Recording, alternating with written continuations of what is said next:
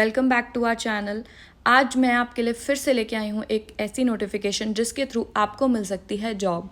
जी बिल्कुल, आपको जॉब मिल सकती है क्योंकि अगर आप भी एमए यानी मास्टर्स क्वालिफाइड हैं तो आप भी इसके लिए अप्लाई कर सकते हैं। तो क्या लास्ट डेट्स रहेंगी, क्या एग्ज़ाम का पैटर्न रहेगा, क्या सिलेबस आपको फॉलो करना है, क्या एसेंशियल क्वालिफिकेशंस रहेंगी, ये सारी चीज़ें मैं इस नोटिफिकेशन में आपके साथ डिस्कस करने वाली हूँ। सो एंड तक इस वीडियो को ज़रूर देखिए।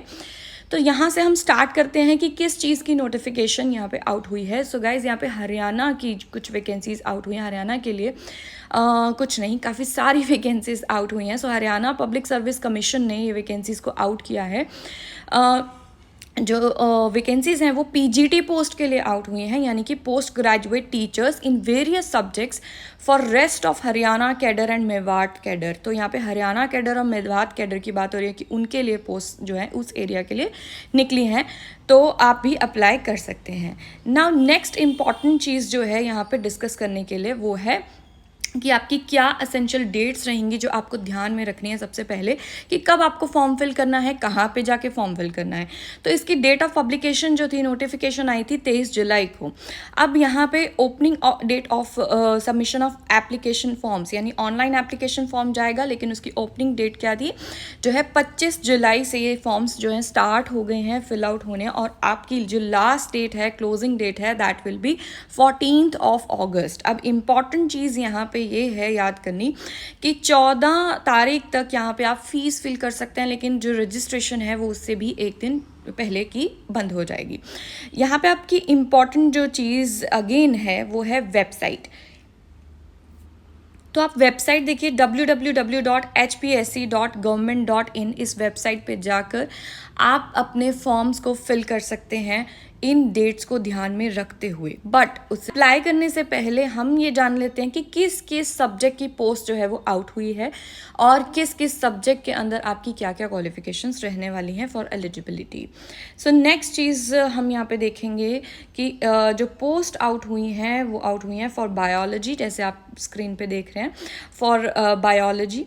ठीक है जी, बायोलॉजी के लिए टोटल 233 पोस्ट आउट हुई हैं। Then chemistry, then commerce, economics. As you can see यहाँ पे जो रेस्ट ऑफ ROH का मतलब है, जो कैडर लिखा है ROH का मतलब है रेस्ट ऑफ हरियाणा, एंड दूसरा मेवात। तो आप जो है यहाँ पे देख सकते हो कि कितनी कितनी वैकेंसीज कहाँ के लिए आउट हुई हैं। सो यहाँ पे biology, chemistry, commerce, economics, English, fine arts, geography, Hindi, history, home science, then mathematics, music.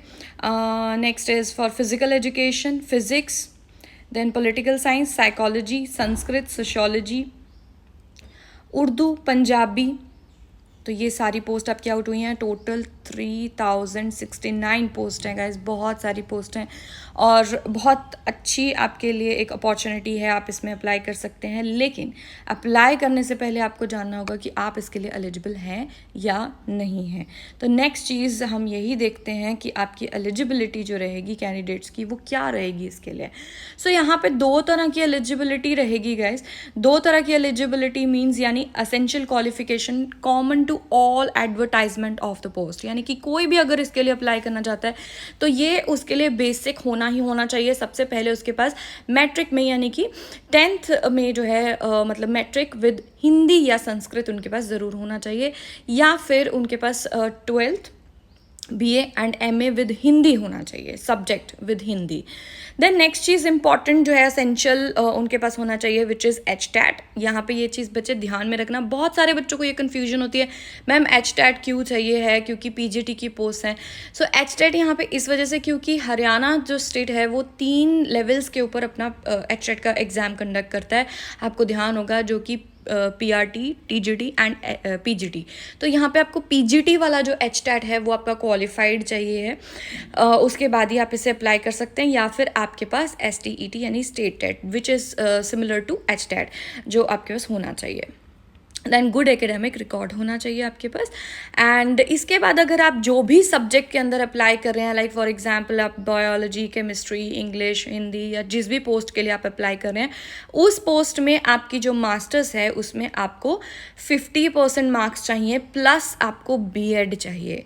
सारे ही जितने भी यहाँ पे आपके सब्जेक्ट्स हैं उनके लिए यही जो क्वालिफिकेशन है कि जैसे यहाँ पे जो पीजीटी केमिस्ट्री है उसके लिए आपको एमएससी इन केमिस्ट्री या फिर बायोकेमिस्ट्री में एमएससी चाहिए विद 50% मार्क्स, एंड प्लस यहाँ पे आपको अच्छी यूनिवर्सिटी से, यानी कि एक रिकॉग्नाइज्ड यूनिवर्सिटी से आपको चाहिए है बीएड।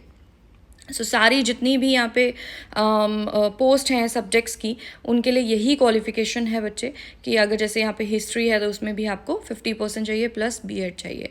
तो यहाँ पे जितने भी आपके सब्जेक्ट्स हैं सिमिलर क्वालिफिकेशन के हैं, बस जो मैंने आपको essential qualification for common to all बताई है, आपने वो भी यहाँ पे इसके साथ ध्यान में रखनी है। तो एक और इम्पॉर्टेंट एलिजिबिलिटी कंडीशन जिसके बिना आप ये फॉर्म भी फिल नहीं कर सकते हैं, which is your age limit. So age limit जो है वो आपकी 18 to 42 ईयर्स के बीच में होनी चाहिए। The next very important thing to know is exam का पैटर्न क्या रहेगा और सिलेबस क्या रहेगा, जिसके बिना आपका जॉब जो है वो नहीं लग सकता ऑब्वियसली।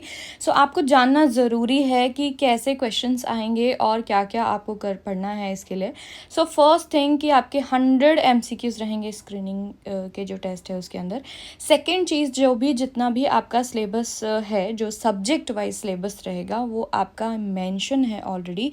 एनेक्चर 1 से लेके 20 तक जितने भी सब्जेक्ट्स, चाहे आप हिस्ट्री के लिए फिल कर रहे हैं, चाहे इंग्लिश के लिए, चाहे इकोनॉमिक्स के लिए, सभी सब्जेक्ट्स 20 सब्जेक्ट्स के जो सिलेबस हैं वो यहाँ पे मेंशन है, आपको उसके अकॉर्डिंग ही पढ़ना है।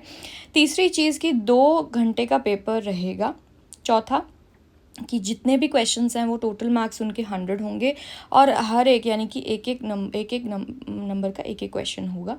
देन नेक्स्ट चीज़ इम्पॉर्टेंट जो है ध्यान में रखनी है कि आपका नेगेटिव मार्किंग यहाँ पे रहेगी, यानी 0.25 मार्क्स डिडक्ट किए जाएंगे अगर आप 4 क्वेश्चंस जो हैं वो गलत करते हैं, तो आपका 1 जो है मतलब 0.2। नेक्स्ट इंपॉर्टेंट चीज़ यहाँ पे ये ध्यान में रखनी है कि नेगेटिव मार्किंग आपकी है पेपर में, तो आपको बहुत ही ध्यान से क्वेश्चंस लगाने हैं अगर बहुत ही श्योरिटी है।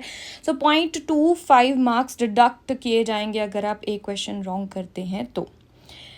देन बच्चे नेक्स्ट चीज़ यहाँ पे इम्पॉर्टेंट जो रहेगी आपका सिलेबस फॉर, जैसे मैंने बताया कि हर एक सब्जेक्ट का यहाँ पे सिलेबस दिया गया है।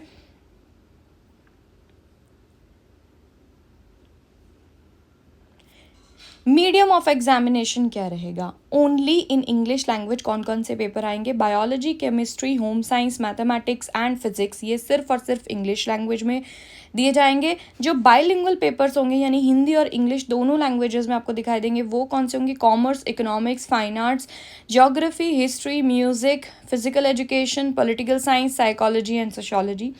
तीसरा यहाँ पे है कि the language papers will only be in language, यानी इंग्लिश का पेपर ऑब्वियसली इंग्लिश में रहेगा, हिंदी वाला हिंदी में, संस्कृत का संस्कृत में, उर्दू का उर्दू में और पंजाबी का पंजाबी में। सो ये चीज़ आपको ध्यान में रखनी है। जिनके भी बाइलिंगुअल पेपर्स हैं उनको बहुत हेल्प हो जाएगी, जिनकी इंग्लिश हैं वो उस हिसाब से अपनी तैयारी कर सकते हैं।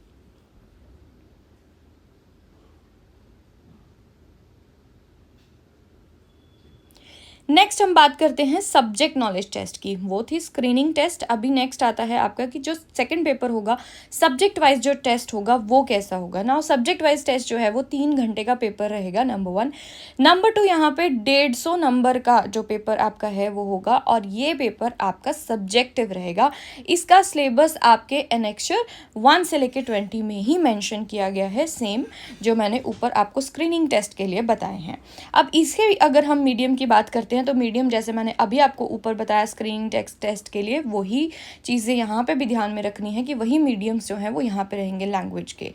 अब यहाँ पे 2 चीज़ें आपको ध्यान में रखनी है कि आपका जो पेपर 1 होगा वो ऑब्जेक्टिव होगा एंड पेपर 2 जो होगा वो सब्जेक्टिव होगा। प्रीवियस जो पैटर्न था HPSC का फॉर PGT एग्जाम्स, उससे इस बार थोड़ा डिफरेंट पैटर्न है। बच्चे इस बात को ध्यान में रखते हुए आप अपने सिलेबस को कवर करेंगे।